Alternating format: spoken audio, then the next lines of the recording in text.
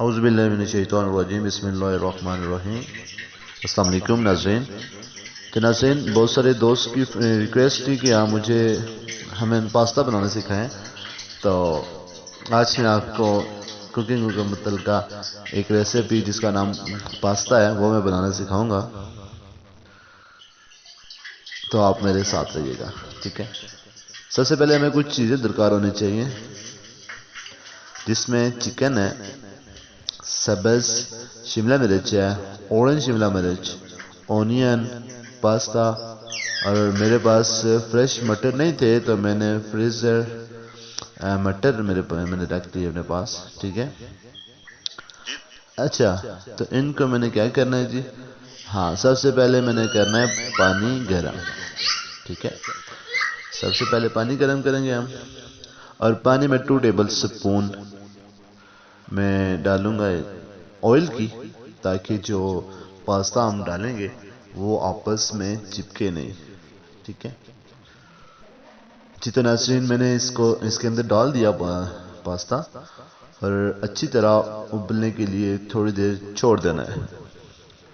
اور ناظرین، ساتھ میں آپ درود شریف کا ورد کرتے رہیں، آپ کے کھانے میں ذائقہ اور برکت انشاءاللہ اللہ کی طرف سے لازمی آئے گی۔ تو ناظرین، اچھی طرح ابال لینے کے بعد جب یہ صحیح طریقے سے پک جائے، اور ہم ایسے برتن میں اس کو ڈالیں گے جس برتن سے اچھی طرح سے پانی ریموو ہو سکے، تاکہ یہ بالکل کلین ہو جائے نا۔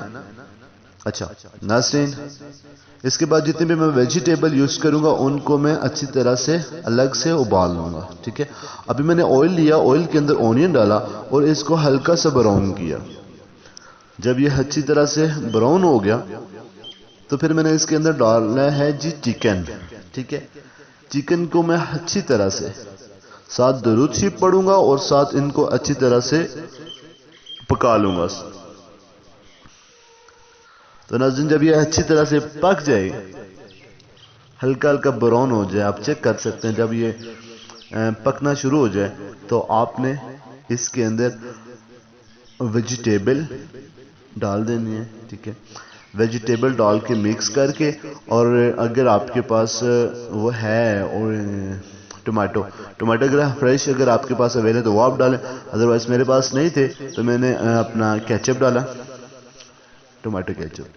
تو حسب ذائقہ جتنے بھی مسالہ جات جو اس میں ہوتے ہیں پاستے کے اندر بھی، تو وہ ڈال کے اس کے اندر ہم نے حسب ذائقہ مسالے ڈالنے ہیں، ٹھیک ہے۔ مسالے وغیرہ ڈال کے چکن اور ویجیٹیبل کو اچھی طرح سے مکس کر کے ہلا لیں گے۔ اچھی طرح سے مکس کرنے کے بعد ہم ڈالیں گے اس میں مائونیز، ٹھیک ہے۔ مائونیز سے یہ ہوگا کہ اس کا ذائقہ بہت اچھا ہو جائے گا،